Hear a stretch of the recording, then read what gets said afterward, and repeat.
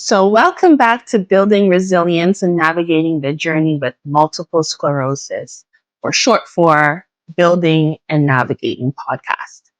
So, from my previous episode, I talked about just going through a nightmare of things that didn't make sense to me, having panic attacks, not having a GP to monitor me or to give me a referral, not having a neurologist. I want to say I was running around like a chicken with no head, but I couldn't move. But in my mind, I was like running around like a chicken with no head, researching. I found a neurologist. I had a consultation with him. He was able to take me in. This is overseas. But at this point, like I said, I'm willing to cut my arm and a leg, sell it just to make it because this is my life. So fast forward, I have an agreement of the type of treatment plan that I would want. And this is costly. This is what people don't understand. We hear it all the time that illness is costly, chronic illness is costly. But when you're in it, you're really in it. But like I said, this is my life. So at this point, it doesn't matter if I'm burning through my savings, burning through my retirement plan, or my pension. I know I'm young, but I save towards that. It doesn't matter. This is my life, you know? So I go in person with my mom to the clinic and I meet with the team. So we have the team that is made up of, it's a clinic. It's a holistic clinic. So it's not one person I'm dealing with. And my treatment plan, at the time I learned that it involves different aspects or different components. And so obviously I have the neurologist who deals with my brain and what's going on. I have a nutritionist slash dietitian who deals with the nutrient aspect of my treatment plan. I deal with a neuro fitness coach, which deals with the brain fitness and how to rewire my brain into learning to do things that I have either been, what's the word? I have either been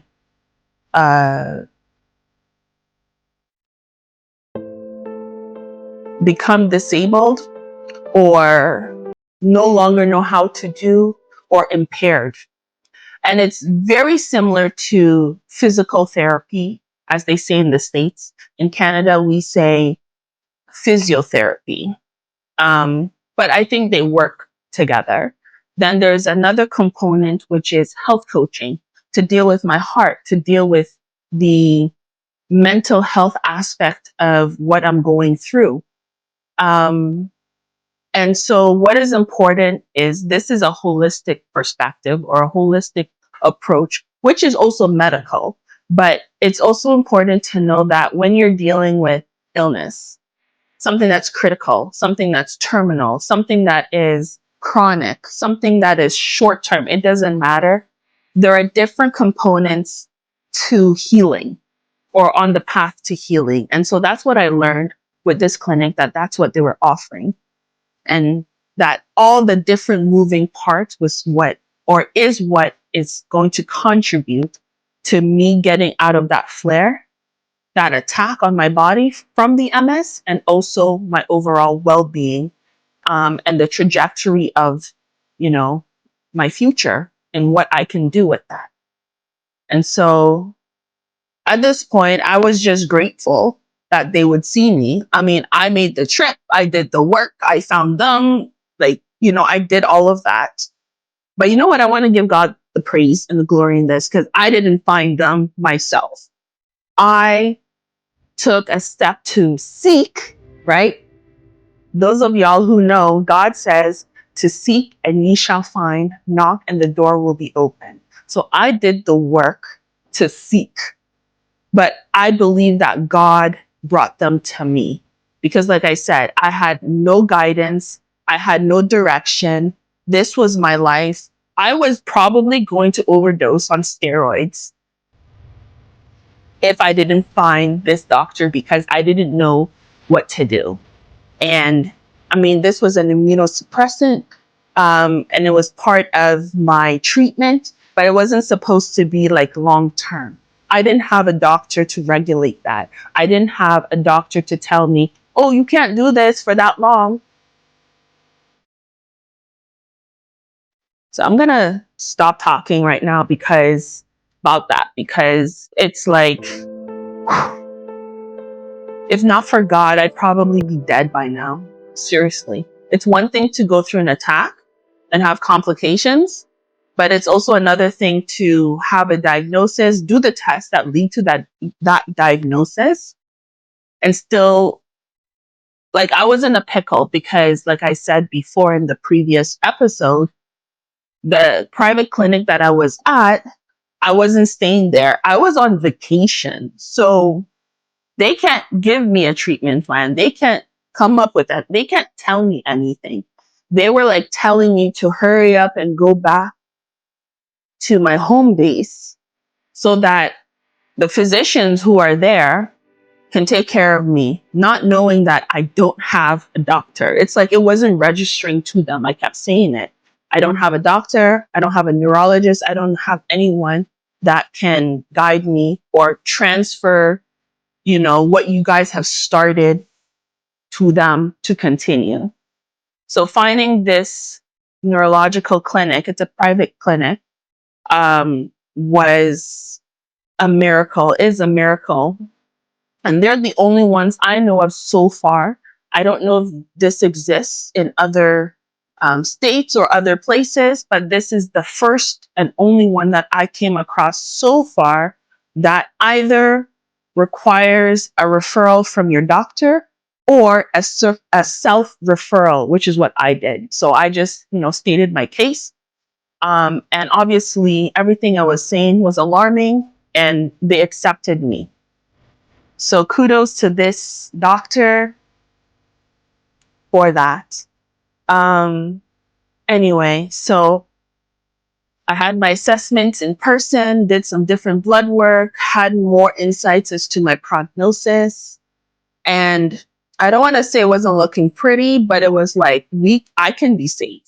I have a lot to work with. And because of the kind of lifestyle that I have, the kind of mentality that I have, like, you didn't need to convince me. I'm one of those people, like, if it's good for me, I'm going to do it. You do not need to convince me to do what is right. You do not need to convince me to do what will help me. If that thing is bitter, but it's going to save me, I'm not going to complain that it doesn't taste good. You know what it's like to be on steroid treatment?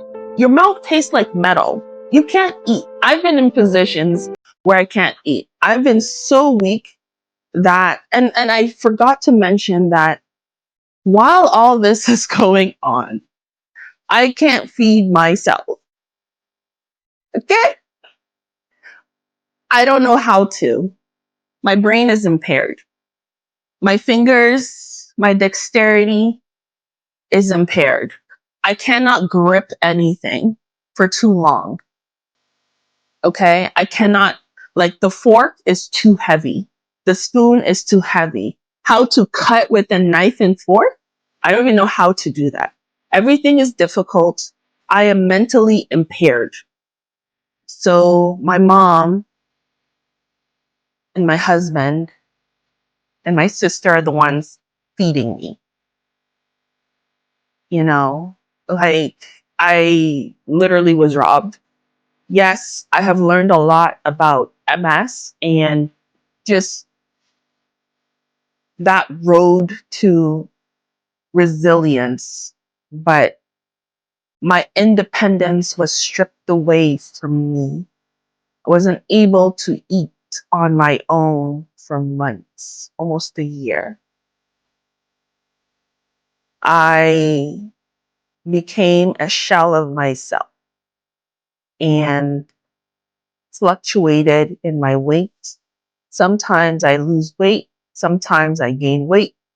I'm on steroids, then I taper off the steroids, but the aftermath is like, what is this?